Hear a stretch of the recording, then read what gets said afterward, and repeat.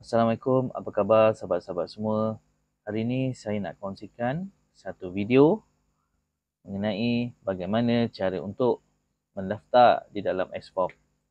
Okey, yang pertama sekali kita pergi di Facebook, kemudian pergi ke ruangan search, type apa itu Xform, kemudian page apa itu Xform keluar, kita tekan. Jangan lupa follow dulu ya. Okey.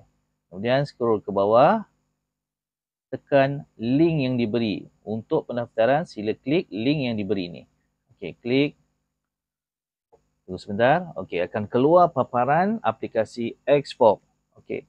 Sekarang, nombor yang berada di sponsor ID itu adalah nombor sponsor ID saya. Sekiranya anda dah join, jadi orang lain nak join, awak bagilah sponsor ID awak. Akan diberi link selepas register. Baik, di ruangan helper ID ni awak copy nombor di atas, masukkan nombor yang sama berada di ruangan helper ID. Okey. Kemudian IC number, letak nombor kad pengenalan, nama di dalam IC, kemudian kod kita Malaysia lah.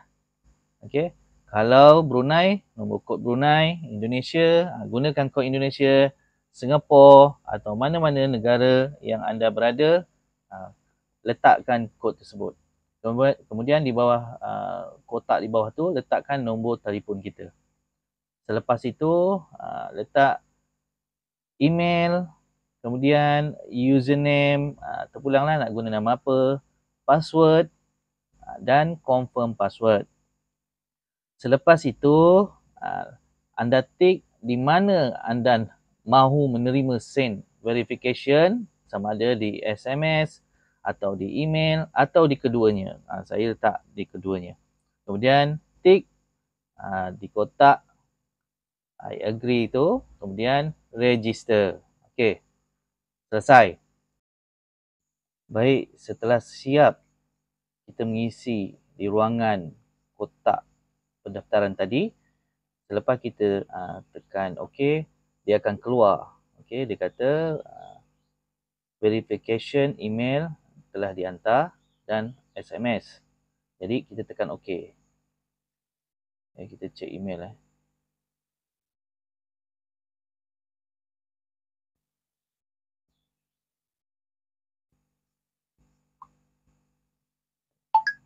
Dia dah keluar. Open link. Okey, kita tekan open link. Okey. Okey, sekarang dia keluar bahagian login macam ni lah. Sekarang kita masuk menggunakan email tadi. Asdaus. Okey. Login. Baik, akan keluar paparan seperti ini iaitu activate my account. Okey, kat sini kita perlu mengaktifkan akaun kita ni supaya kita boleh menggunakan lain-lain function lah. Okey, sekarang untuk aktifkan akaun ni, kita kena buat pembayaran $50, iaitu bersamaan dengan RM235. Jadi, bagaimana cara untuk kita mengaktifkan? Kita tekan butang di atas tu. Kita pergi ke wallet section dan pergi ke A-Wallet Fund. Okey, kita masukkan amount 235 itu bersamaan dengan $50. Ini yuran pengaktifan selama 1 tahun. Jadi setiap 1 tahun kita kena renew lah. Okey, kemudian ini kita tekan FPX or credit card. Okey. Dan submit. Okey. Okey, jadi jumlah seperti yang dipaparkan 235, nama, segala maklumat yang dinyatakan, cek betul. Okey, cari bank yang kita nak buat pembayaran. Okey, tekan mana-mana bank. Contoh BSN, tekan BSN. Kemudian proses. Dia akan linkkan ke bank online kita dan kita isilah. Okey, selepas membuat pembayaran untuk activate, akaun kita dah boleh digunakanlah untuk membuat pembayaran deposit. Okey, bagaimana cara untuk membuat deposit ke dalam akaun Xbox? Okey, caranya kita pergi dekat menu tu, kemudian pergi di wallet section, tekan e-wallet found. Okey, di sini adalah tempat di mana kita nak masukkan duit daripada bank ke akaun Xbox. Okey, jadi bila kita deposit, kita perlu memasukkan ke dalam akaun e-wallet. Caranya begini. Tekan e-wallet, kemudian isi macam biasa. Ni FPX, okey, credit card. Kemudian amount. Kata amountnya kita nak letak 1000. Kita nak deposit 1000. Ini untuk kita mulakan pelaburan. Jadi akaun kena isi duit. Jadi submit. Okey. Tengok sekejap. Okey. Paparan macam tadi. Bagaimana kita nak aktifkan akaun. Okey. Dah check. Macam biasa, kita cari bank kita. Bank apa.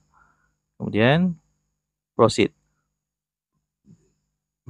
Okey. Dia akan linkkan ke akaun bank online. Jadi selepas isi, okey, dia akan duduk ke e-wallet. Jadi bagaimana kita nak mulakan pelaburan? Kita tekan butang di atas, pergi kepada My Package. Okey, My Package ni lah tempat di mana daripada e-wallet tadi kita nak masukkan ke dalam capital, iaitu deposit pelaburan. Jadi kalau dah tadi kita masukkan 1000 bersamaan dengan $212.77.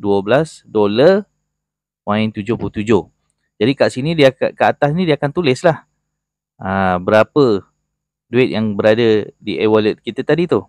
Jadi kita tulis, katalah tadi kita masukkan $1,212, kita tulis sini 212. Kat sini jumlah dah ikut dolar tulis dalam dolar 77. Okey.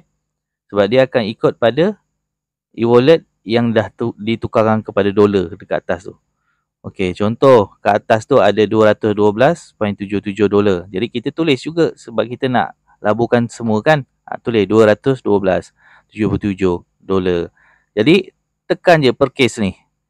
Nanti dia akan tekan sini, dia akan terus membuat pemindahan ke capital lah, ke kita punya total fund. Okey, total fund ni atas ni Okey, kita boleh check dekat dashboard analysis. Jadi daripada e-wallet tadi telah dipindahkan ke total fund, iaitu permulaan di mana duit kita dimasukkan untuk invest. Okey. Jadi total fund ni kita boleh keluarkan bila-bila je. Tak ada masalah. Cuma dia ada fee lah. Total fund ni selagi mana kita tak keluarkan, selagi tu keuntungan kita akan dapat, peratus yang kita akan dapat yang diberikan oleh syarikat berdasarkan modal kita ni lah. Yang kat atas ni total fund. Okay, jadi setiap keuntungan satu hari syarikat akan masukkan di bahagian fund bonus. Contoh hari ni dapat 0.5%, katakanlah keuntungan, dia akan darabkan dengan jumlah pelaburan kita, total fund ni. Jadi dapatlah, contoh kata hari tu dapat $0.5. Jadi darablah dengan 4.3 ringgit Malaysia. Jadi dapatlah nilai dalam ringgit Malaysia. Jadi besok dapat lagi lah kata berapa, $0.6. Jadi dia akan total dekat fund bonus ni lah. Berapa jumlah. Selagi mana kita ada modal, selagi itulah keuntungan kita akan peroleh hari-hari. Okay. Total downline ni, berapa ramai yang berdaftar di bawah link kita, dia akan tulis di sinilah total downline. Kemudian referral bonus ni setiap seorang diberi $15 setiap seorang, commission yang diberikan kepada kita. Okay, profit sharing ni nanti saya cerita kemudian. Okay, e-wallet ni tadilah yang apabila kita masukkan duit daripada bank online ke Xbox account ni, dia akan masuk, dia akan tulis ke e-wallet ni. Jadi bila kita dah pindahkan e-wallet ni ke capital, iaitu total fund, jumlah pelaburan, dia dah hilang lah kat e-wallet ni. E-wallet ni pula bonus yang kita perolehi, total bonus yang kita perolehi, dia akan masukkan ke e-wallet. Jadi kalau e-wallet ni kita nak withdraw hari-hari, tak ada masalah. Tapi jangka masa yang diperlukan mungkin dalam 3 ke 5 hari waktu bekerja. Hari-hari boleh withdraw lah. C-wallet ni kalau kita nak keluarkan kita punya capital, iaitu investment kita, pelaburan kita, duit pokok kita, simpanan tu kita nak keluarkan, kita masukkan ke dalam C-wallet ni dulu. Dia ada kaedahnya lah, ada cara je. Jadi itu untuk keluarkan total total capital, iaitu total bonus, total pelaburan kita. Kita masukkan ke dalam C-wallet ni, dan kemudian daripada C-wallet ni baru kita withdraw ke account bank. Jadi itu je lah yang saya nak sampaikan dahulu.